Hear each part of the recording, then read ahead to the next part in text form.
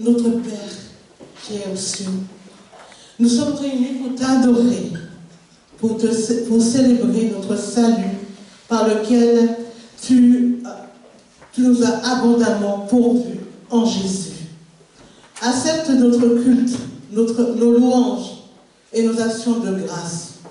Aussi, nous invitons ton Esprit Saint à glorifier le Seigneur Jésus-Christ au milieu de nous, une fois de plus, aujourd'hui. Et cela en son nom. Amen.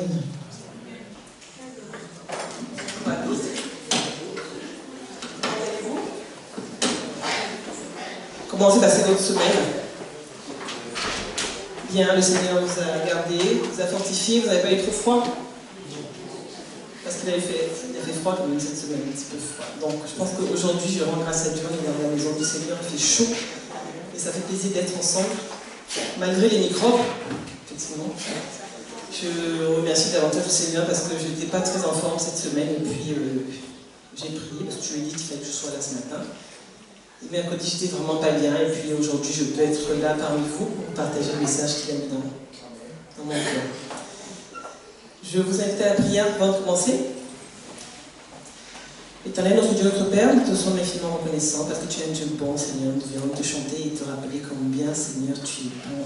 Et nous voulons te remettre, Seigneur, ce moment, que ton Esprit Saint soit au contrôle de toutes choses, qu'il prenne le contrôle de ma bouche, Seigneur, pour que ce message que tu m'as mis dans le cœur puisse toucher les cœurs, Seigneur, puisse me parler.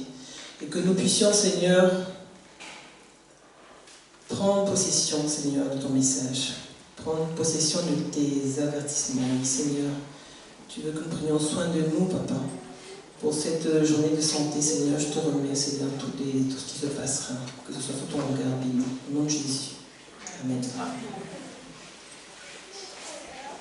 Le message que j'ai choisi pour vous aujourd'hui, que le Seigneur m'a inspiré, s'intitule « La tempérance, une clé pour une vie équilibrée et des résolutions tenues ». C'est un peu long. Alors, est-ce que parmi vous, il y en a qui se sont donné des résolutions au début d'année? Qui ont pris des résolutions? Non, on prend tous en général au début d'année. Non, vous ne prenez pas de résolution, vous êtes parfait. Vous n'avez aucun domaine à changer. Si. Exactement. Oh, ben ils sont de bons élèves dès le début. Je vais continuer. Donc, le verset choisi du test, le test se trouve dans Galates 5. Galates 5, versets 22 et 23.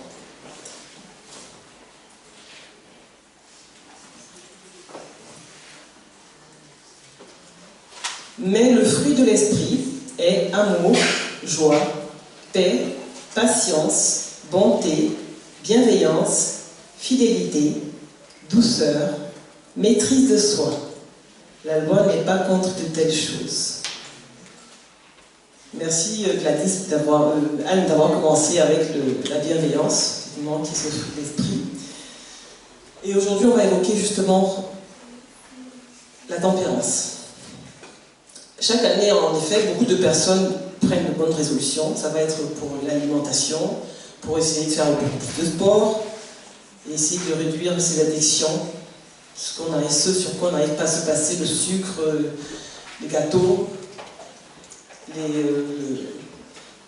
les tablettes, le téléphone.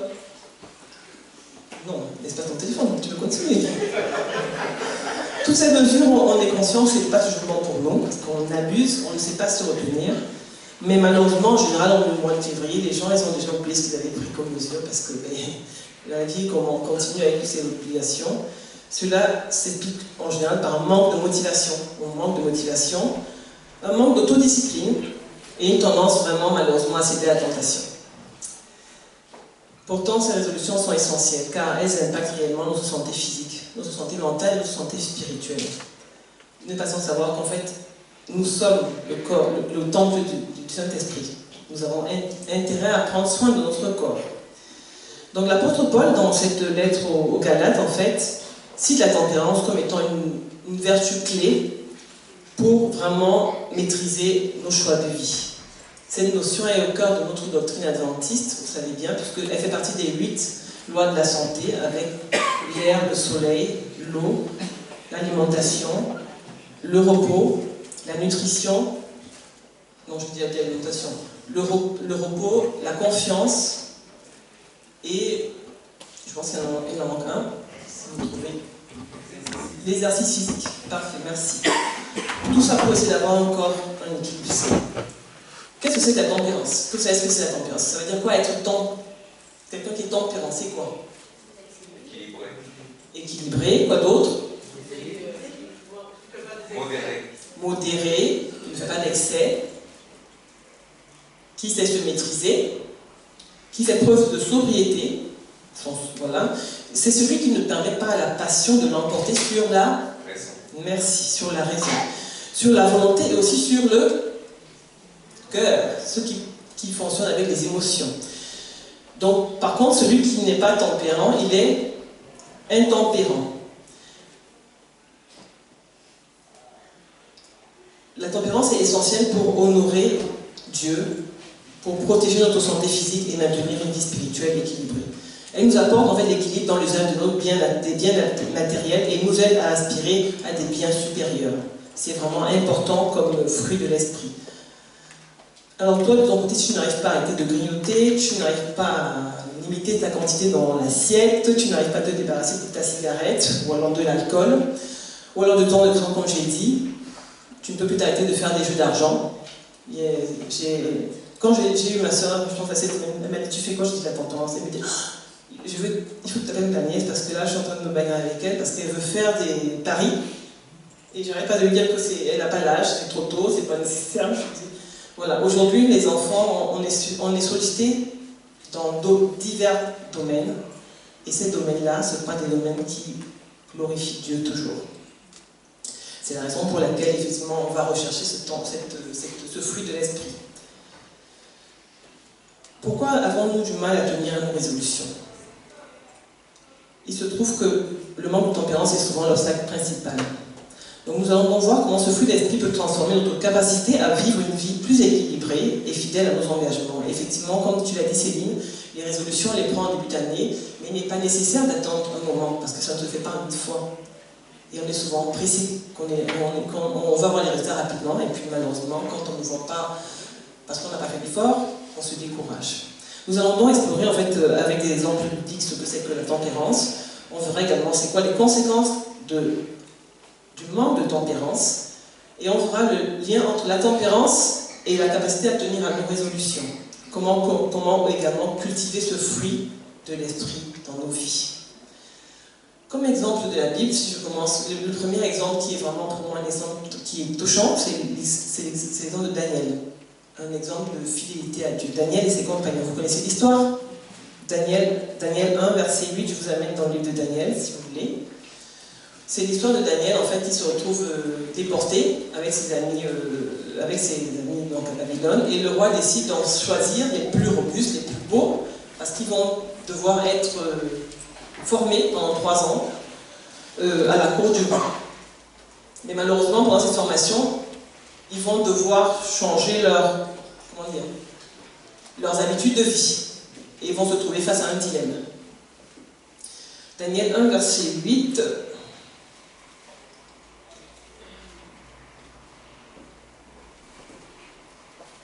Quelqu'un peut lire verset 8 à 16.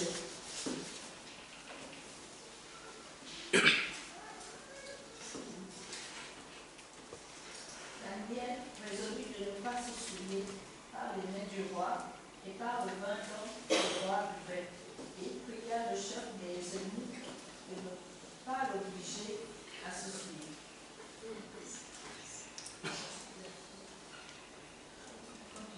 C'est bon, en tout cas, là, l'histoire de Daniel, ses amis Anania, Michaël et Azaria, ils ont demandé à l'intendant de ne pas faire comme les autres. Parce que eux mangeaient, je suppose qu'il devait y avoir du porc, donc tout ce qu'il y avait du vin. Et eux, dans leurs habitudes, ce n'est pas des choses qu'ils mangeaient. Or, l'intendant s'est retrouvé même embêté à dire, je ne suis pas possible, je vais être embêté. Le roi va sûrement pas être content après moi, parce que effectivement, je ne vais pas respecter sa demande. Et comme ils étaient justement de bonne composition, c'était de belles personnes, bienveillantes aussi sûrement, l'intendant a accepté de permettre que pendant les 10 jours, comme a demandé donc, Daniel, de les laisser avoir un régime frugal uniquement. Ils allaient manger que des légumes, comme leurs habitudes, comme leur habitude, en fait, ils avaient leur habitude avant. Et quelle ne fut pas la surprise de l'intendant. À la surprise générale, leur apparence était meilleure que celle des autres jeunes qui étaient nourris au mets du roi. Avec toutes les bonnes nourritures, les fruits, les gâteaux, les vins, ils étaient plus bons, ils avaient même de bons points.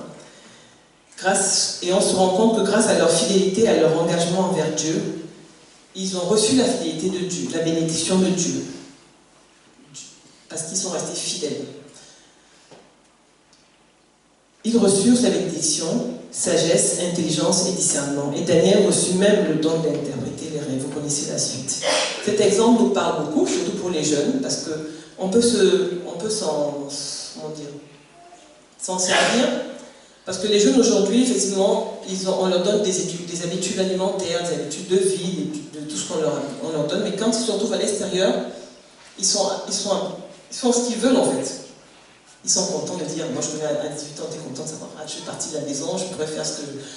Et là, en fait, ça n'a pas été le cas de Daniel. Daniel s'est retrouvé à garder cette fidélité à son enseignement, aux principes bibliques qu'il avait appris. Et on se rend compte que lorsqu'on reste fidèle aux volontés, aux prescriptions divines, on reçoit des bénédictions. Donc cette histoire nous enseigne l'importance de rester fidèle aux principes bibliques, même face aux tentations ou aux avantages matériels. Elle montre que la tempérance et l'obéissance à Dieu conduit à la bénédiction et au succès, tant sur le plan physique que spirituel. Ils sont restés en bonne santé, ils n'étaient pas maigris. L'autre exemple, en fait, c'est l'exemple de Paul. J'avais eu l'occasion d'en parler par rapport à la course du chrétien. L'apôtre Paul compare la vie chrétienne à une course et parle à ce moment de la nécessité de se discipliner.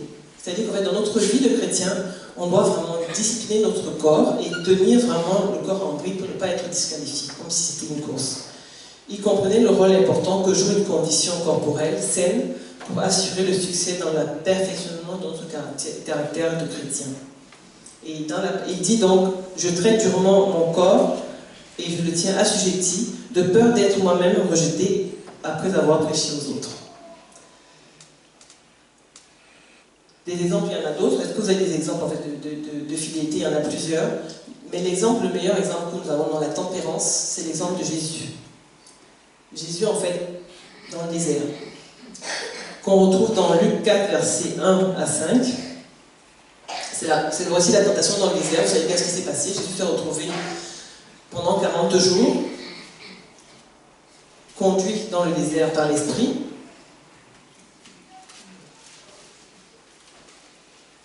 Et nous allons voir, nous savons ce qui s'est passé au niveau de la tempérance, comment Jésus est resté fidèle à son engagement à Dieu. Alors, Luc 4. Jésus, rempli d'Esprit Saint, revint du Jourdain et fut conduit par l'Esprit dans le désert, où il fut tenté par le diable pendant 40 jours. Il ne mangea rien durant ces jours-là, et quand ils furent achevés, il eut faim. Alors le diable lui dit, « Si tu es fils de Dieu, dis à cette pierre de devenir pain. » Et Jésus lui répondit, « Il est écrit, l'homme ne vivra pas de pain seulement, mais de toute parole qui sortira de la bouche de l'Éternel. » Et là, on voit bien que Jésus, malgré sa situation, il était affamé, il n'avait pas mangé depuis de nombreux jours, il avait la possibilité de transformer le pain, les pierres en pain, puisqu'il avait fait, il avait déjà fait des miracles, il avait multiplié les pains, il avait changé l'eau en vin, il avait fourni des pêches fructueuses, la pierre, on sait tout ça. Et là, Jésus ne s'est pas laissé tenter. Malgré sa fatigue, malgré son épuisement, malgré le besoin de nourriture qu'il avait qui était oppressant, le diable va se servir de ce besoin, parce que vous verrez qu'en général, la nourriture, c'est notre besoin premier en fait. C'est toujours par ce point qu'on est souvent tenté. Et là, Jésus ne donne pas de réponse qui lui soit propre, il donne une réponse qui vient de la parole que Dieu a donnée. Cette parole, on la retrouve dans Deutéronome 8, verset 3, où il est écrit « Il t'a humilié, il t'a fait souffrir de la faim, il t'a nourri de la manne que tu ne connaissais pas, que tu n'avais pas connu tes pères, afin de t'apprendre que l'homme ne vit pas seulement de pain, mais que l'homme vit de tout ce qui sort de la bouche de l'Éternel. Et on se rend compte dans le cas de Jésus, en fait, dans sa réponse, dans sa tempérance, qu'il est resté lui fidèle à ce que Dieu lui avait dit. Malgré le fait qu'il pouvait avoir envie de manger, malgré le fait qu'il pouvait être dans un dénuement physique important.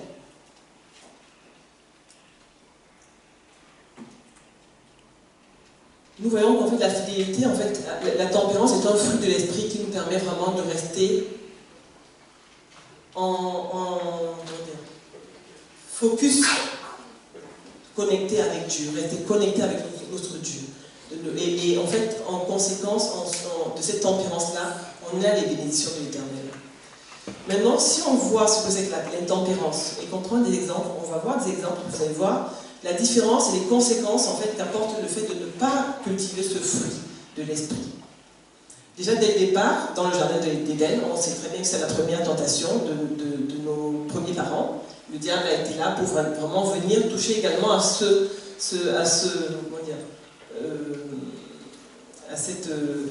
problème. Mais là, il s'agissait de la convoitise. Parce qu'effectivement, Dieu leur avait donné l'autorisation de manger tous les fruits dans le jardin, sauf celui de la connaissance du bien et du mal. Car le jour où il mangerait, il mourrait.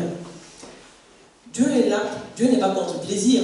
Dieu n'est pas contre le fait qu'on se fasse du bien, parce qu'il a tout créé bon. Et quand dans sa création, il a dit, à chaque fois, chaque chose, il a dit tout est bon. Il était content de ce qu'il faisait. Mais le problème, ce sont les excès, effectivement. Ou alors le fait de ne pas répéter sa volonté. Ce qui fait qu'en fait, lorsque Ève a pris la pomme et qu'elle a péché, le péché originel a introduit le désordre dans nos passions. La passion a été perturbée. Nous comprenons donc pourquoi même l'apôtre Paul dit dans Romains 7, verset 19, « Je ne fais pas le bien que je veux, mais je commets le mal que je ne veux pas faire. » C'est comme si le mal et le péché avaient été, greffés dans notre cœur, et après la chute originelle, dans la situation de devoir se défendre, on ne peut plus se défendre nous-mêmes. Dans la situation de devoir se défendre de lui-même. C'est là que se révèle la vraie fonction de la tempérance, qui protège et oriente notre ordre personnel, intérieur. Donc d'une manière générale, la tempérance est la manière de traiter son corps selon les prescriptions de Dieu, selon les prescriptions divines, c'est-à-dire de contrôler tout ce qui va être charnel par le spirituel. Suite en fait à ce péché originel, il y en a d'autres qui sont tombés, puisque nous y sommes aussi. Nous avons l'exemple de Caïn. Vous connaissez l'exemple de Caïn, qui fut averti de ne pas se laisser aller à la colère, mais de la dominer par Dieu. Dieu lui dit dans Genèse 4, verset 7, « Si tu agis bien, tu relèveras la tête, mais si tu n'agis pas bien, le péché tapit à ta porte, et tes désirs se portent vers toi, mais toi, domine sur lui. » Est-ce que Caïn a fait ça? Qu'est-ce que Caïn a fait? Est-ce qu'il a pu dominer sur son péché, non. Sur sa colère? L'exemple de Caïn, c'est un exemple de colère. Combien parmi nous ici sont justement sujets à la colère et n'arrivent pas à maîtriser leur colère? N'arrivent pas à maîtriser leur colère. Caïn, dans ce cas, malheureusement, méprisa ses pulsions et enfreint la loi de Dieu. Il tua son frère, perdant tout espoir de vie éternelle. Il perdra tout espoir de vie éternelle. Nous avons l'exemple d'Ésaü, aussi le frère de Jacob, qui, lui, fils d'Isaac, aimait bien la bonne soupe. Il aimait la bonne...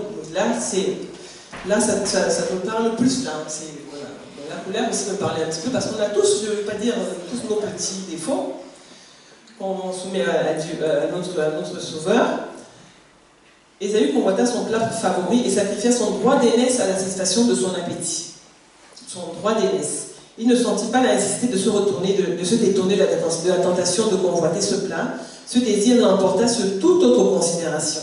Son désir assouvi, c'est là qu'il réalisa qu'il avait fait une bêtise. Mais il ne pouvait plus revenir à la repentance, bien qu'il cherchât avec des larmes à se repentir. Beaucoup d'entre nous ressemblent à Ésaü. Nous avons une bénédiction spéciale à notre portée. comme c'était le cas pour Ésaü.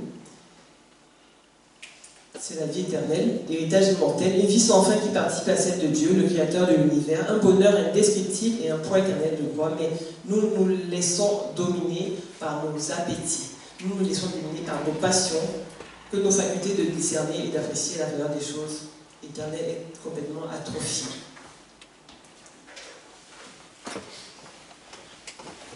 Nous avons d'autres exemples en fait. Nous avons l'exemple de Noé qui s'étant enivré, s'est retrouvé nu et s'est envu nu et en fait finalement de la même façon, Noé, qu'est-ce qu'il a fait? Il n'a pas rendu un bon témoignage, Noé. Je pense que l'alcool c'est ça, effectivement, quand on s'enivre d'alcool, on ne maîtrise plus de quoi on fait, on ne maîtrise plus nos actions, nos paroles, on est violent. Et c'est le cas, c'est ce que Noé a vécu. Nous avons l'exemple de la femme de Lot, qui a manqué de tempérance parce que quand Sodome et Gomorrhe ont été détruits, la femme de Lot, effectivement, Dieu avait demandé de partir, de ne pas se retourner. Pour ceux qui vous connaissez l'histoire, mais malheureusement, elle n'a pas pu se retenir et elle s'est retournée. Et vous savez ce qui s'est passé? Elle s'est transformée en statue. Donc nous pouvons, pour toutes ces personnes, nous identifier à chacune d'elles et constater en fait que le fait de ne pas respecter en fait la volonté de Dieu nous met dans une situation en fait de péché, nous amène même à la mort dans certaines circonstances et même la mort éternelle. Sans oublier les conséquences sur notre vie, notre santé. Justement, comme tout à l'heure, je vous ai évoqué les problèmes d'alcool, les problèmes de boulimie. Cet après-midi, effectivement, c'est la journée santé. On évoquera justement pour ceux qui seront là, ces aliments qu'on ne soupçonne pas souvent d'être mauvais et qui nous entraînent même quand on ne veut pas, parce que ce n'est plus nous qui gérons, c'est notre cerveau qui nous contrôle. Ce sont les dépendances. Alors, comment faire? Comment est-ce que la tempérance peut nous aider à tenir nos résolutions? Comment vous le voyez? Comment est-ce que, par cette tempérance que nous venons de citer, en prenant l'exemple des personnages bibliques, fait comme Daniel, nous avons l'exemple aussi de Joseph. Joseph est un très bel exemple de tempérance. Après tout ce qu'il a vécu avec ses frères, ou avec Potiphar, c'est plutôt différent de Potiphar. Il a voulu se faire la femme de Potiphar, il n'a pas accepté les avances de Potiphar et il est resté tempérant. Donc, comment est-ce que la tempérance peut nous aider à maintenir nos résolutions? Alors, la tempérance peut le faire comme étant une discipline intérieure. Nous avons vu tout à l'heure l'exemple de Paul, qui tenait son corps comme étant un athlète, comme si, évidemment, la vie du chrétien, c'est un sport, on doit vraiment être rigoureux dans nos habitudes. Elle nous donne la force de répéter nos engagements et d'éviter les distractions. Paul s'entraîne comme un athlète pour ne pas être disqualifié dans la course de la foi. La tempérance également peut nous aider à tenir à nos résolutions parce qu'elle peut nous aider à surmonter toutes nos faiblesses, les faiblesses humaines. Nos résolutions en général échouent parce que nous manquons de volonté, nous manquons de patience, je vous ai dit, mais aussi de volonté. La tempérance va nous aider à contrôler nos impulsions. Jésus, lorsqu'il se retrouve à Gethsémanée, par exemple, avec ses disciples, vous savez très bien qu'il vient, il les prend pour prier. Qu'est-ce qu'il leur dit? Il leur dit, veillez et priez afin de ne pas tomber en tentation, parce qu'effectivement, l'esprit est bien disposé, mais la chair est faible. C'est bien ça, Matthieu 26, verset 41. C'est bien ce qui nous pose problème, justement, lorsqu'il faut rester tempérant. C'est qu'on est des chairs faibles. On est faible, on va vouloir faire 2-3 jours. Bon, là, je vais prendre la tablette pendant 1 heure. Aujourd'hui, je ne prends pas plus. Mais là, demain, je vais me dire, mais non, je n'ai pas reçu tous les messages, je n'ai pas écouté la plus. Voilà. Je n'ai pas pu répondre à tous les messages, je vais revenir, progressivement, on va repartir. On n'a pas cette volonté, on n'a pas cette patience, on n'a pas cette... voilà, on est des chairs faibles. Une autre qualité pour pouvoir tenir nos résolutions grâce à la tempérance, c'est de vraiment rester focalisé, de prioriser en fait nos besoins. La tempérance nous aide à gérer nos priorités et à éviter de s'éparpiller. Quand on est tempérant, on essaie de rester vraiment focus, comme on a dit tout à l'heure, sur Nous avons l'exemple de Néhémie, par exemple, l'exemple de Néhémie que j'aime bien, c'est l'exemple que j'aime vraiment lorsque le peuple d'Israël repart en fait, pour construire le temple. Néhémie, en fait, qui est en train de construire le temple, est en train de bâtir la muraille, se trouve perturbé par les ennemis, les voisins, pour justement empêcher son... Est-ce que quelqu'un peut lire Néhémie 6, verset 3? Empêcher l'évolution de son travail. Il a été employé par le Seigneur pour venir reconstruire le temple, et là, les ennemis sont là pour l'empêcher d'avancer. Néhémie 6, verset 3. Je leur envoyai des messagers avec cette réponse: j'ai un grand ouvrage à exécuter et je ne puis descendre. Le travail serait interrompu pendant que je le quitterai pour aller avec vous. Voilà. Il a fait preuve de sagesse et de tempérance, parce qu'il savait très bien qu'en fait, ça l'aurait empêché de suivre son objectif. Il est resté focus. Et il était rempli d'esprit. Rempli. La tempérance, en fait, par rapport à nos résolutions, favorise la constance et la persévérance. La tempérance est la clé pour développer une constance dans nos actions et tenir vraiment nos engagements, pas sur le court terme, comme je disais tout à l'heure, mais vraiment sur le long terme. Galates 6, verset 9, Paul nous exhorte en fait à ne pas se lasser de faire du bien. Donc Galates 6 dit: ne vous lassez pas de faire du bien, car vous vous considérez en temps venu.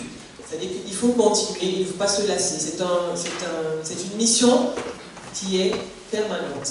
Si on manque de tempérance et qu'on a des domaines qu'on veut transformer, qu'on remet au Seigneur, il ne faut pas attendre d'avoir des résultats en 2 secondes. Il faut continuer, il faut persévérer. C'est également le fait de prendre la tempérance comme étant un moyen de changer nos habitudes de vie ou alors de tenir à nos résolutions. C'est une motivation spirituelle puissante. Si la tempérance nous préserve du péché, elle nous préserve également de l'excès, elle nous permet de rendre gloire à Dieu, la tempérance. Lorsque nos résolutions visent à glorifier Dieu, la tempérance nous donne la force de les accomplir. Et là, le corps doit rendre gloire à Dieu.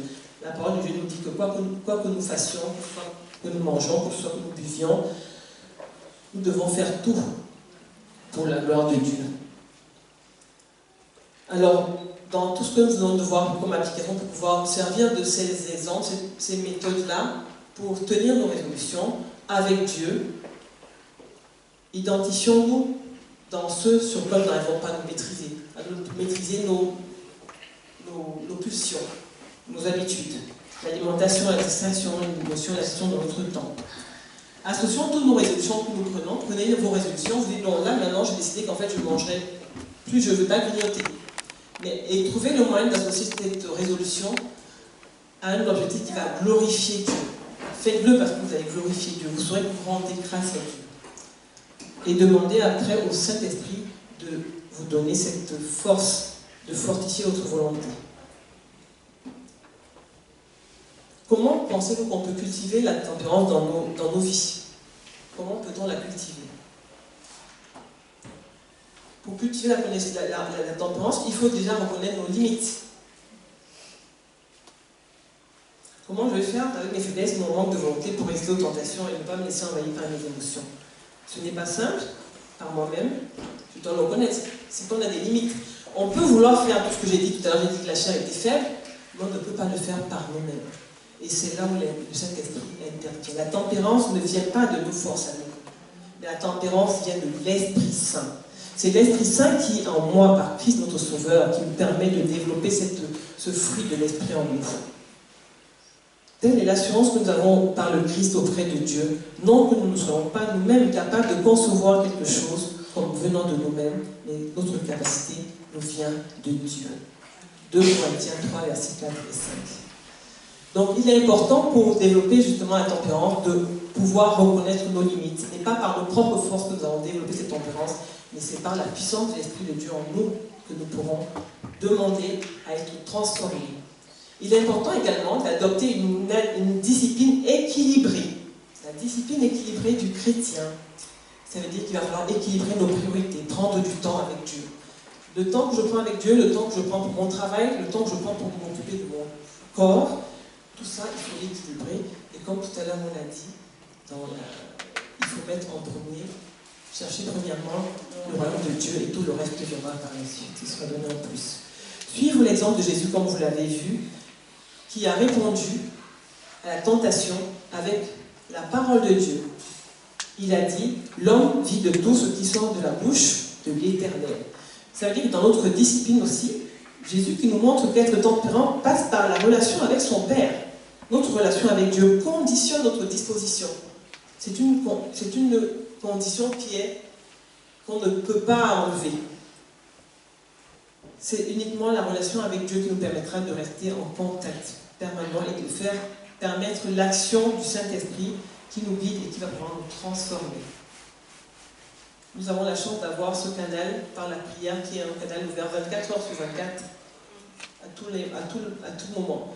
Et l'exemple de Daniel nous rappelle, si vous connaissez, Daniel avait cette habitude en fait, de faire ses prières. Nous devons prendre ce rituel de prier plusieurs fois par jour, de rester n'importe où. On ne prie pas que dans sa chambre fermée, mais on peut prier en route, on peut prier. On peut adresser nos requêtes à Dieu à tout moment. Cette discipline est importante. Il est important de développer des habitudes spirituelles. La lecture quotidienne de la Bible également permet de renouveler notre esprit et de savoir quelle est la volonté de Dieu. L'Éternel dit à Josué que ce livre ne s'éloigne pas de ta bouche, mais dites-le jour et nuit afin d'agir fidèlement selon ce qui est écrit dans la parole. J'aime beaucoup ce verset, Josué 1, verset 8. N'hésitez pas à solliciter les frères et sœurs de la communauté pour vous aider dans vos difficultés, lorsque vous avez besoin de prier, que vous avez un domaine dans lequel vous voulez être transformé par l'Esprit de Dieu. Oui, adoptez votre discipline personnelle, prenez votre connexion avec Dieu, mais n'hésitez pas à solliciter des frères, parce que comme on a dit tout à l'heure, on l'a dit, quand il y a 2 ou 3 prient, le Seigneur encore la façon plus puissante et il agit pour répondre à nos prières, à nos besoins. Ne pas hésiter à solliciter les frères et les sœurs de la communauté pour soutien et encouragement. Faites preuve de vigilance. Savoir que le malin est toujours là et a pour but de nous faire tomber, c'est vraiment ça. On a vu dès le jardin d'Éden. Le but du malin, c'est que nous ne soyons pas en connexion avec Dieu. Il est important d'identifier les tentations spécifiques qui nous éloignent de nos résolutions. Jacques 4, verset 7 nous dit « Soumettez-vous donc à Dieu et résistez au diable. Et qu'est-ce qu'il fera? Il fuira loin de vous. » La tempérance est indispensable pour tenir à nos résolutions, pour dominer nos émotions. Elle est indispensable pour surmonter nos faiblesses et pour rester vraiment constant dans tous nos engagements avec Dieu. Nous faisons preuve de tempérance lorsque nous mettons en pratique nos exigences, des exigences divines dans le but de nous préserver du péché et surtout de rendre gloire à Dieu. Chacun de nous devrait rechercher des exigences en matière de santé et demander si nous sommes sur le chemin de la vie. Je vous partage une parole d'Ellen White dans Review and Herald 1901, la version 1901, où il écrit « Il faut que nous ayons conscience des exigences de Dieu. Il faut, comme les femmes comprennent leur devoir d'être plus dominées, de s'affranchir de tout appétit dépravé et de toute mauvaise habitude. Toutes nos énergies morales et physiques sont donc au ciel et doivent être mises à son service. » Il est clair que la maîtrise de soi, en fait, est un combat qui n'est pas facile, qui est long, qui n'est pas évident, qui doit être chaque jour renouvelé, recherché. Mais nous sommes assurés qu'en fait, avec Christ, nous sommes fortifiés. Nous pouvons tous par Christ nous fortifier parce que nous ne sommes pas seuls. Donc recherchons dans nos vies, et c'est ce que je vous invite à faire à chacun de vous, la présence de l'Esprit Saint pour pouvoir développer de la tempérance et pouvoir servir et glorifier Dieu. Soyez bénis. Amen. Père éternel, Dieu Tout-Puissant, nous te sommes infiniment reconnaissants pour ce message que tu nous donnes aujourd'hui. Tu nous montres encore combien tu nous aimes, Seigneur, mon Dieu, mon roi, combien tu nous aimes, tu veux être notre vie, Seigneur. Tu as un amour que nous ne pouvons même pas mesurer, Seigneur, et tu nous promets d'être avec nous, de pouvoir nous prendre la main dans nos faiblesses, dans ce que nous n'avons pas à transformer dans nos vies, Seigneur. Merci, Seigneur, pour chacun de mes frères et sœurs ici, Seigneur, pour tous les domaines que nous avons du mal, Seigneur, à garder les résolutions fermes que nous prenons, Seigneur, pour te faire, pour te rendre gloire. Aide-nous, Papa. Aide-nous vraiment à accepter cette transformation que ton Esprit Saint nous donne, que tu nous permets de vivre, Père éternel. Oui, Esprit de Dieu, viens en nous, Seigneur, sonde nos cœurs, purifie nos cœurs, restaure, rassainis, Seigneur, enlève tout ce qui n'est pas de toi et permets que, Seigneur, nos vies puissent t'honorer et te glorifier dans tout ce que nous faisons. Nous avons besoin que tu nous guérisses, que tu nous soignes, parce que nous avons besoin d'être en santé, Seigneur. Nous avons un message à te donner, à donner à ceux qui sont autour de nous, Seigneur, ce message de santé. Et si nous ne sommes pas en santé, nous sommes appauvris par nos appétits, par nos pulsions, par nos faiblesses. Nous ne pourrons pas aller vers les autres et faire un bon témoignage, Père éternel. Nous avons besoin, nous ne voulons pas être des pierres d'achoppement autour de nous. Alors, Seigneur, aide-nous, transforme-nous, Seigneur, par ton Esprit Saint, et développe en nous cette tempérance qui nous permet vraiment de donner du fruit, de porter du fruit pour ceux qui nous entourent. Guide-nous, accompagne-nous, Père éternel, tout au long de cette journée, que ton Esprit Saint soit au milieu de nous. En Jésus, je t'ai prié. Amen. Amen.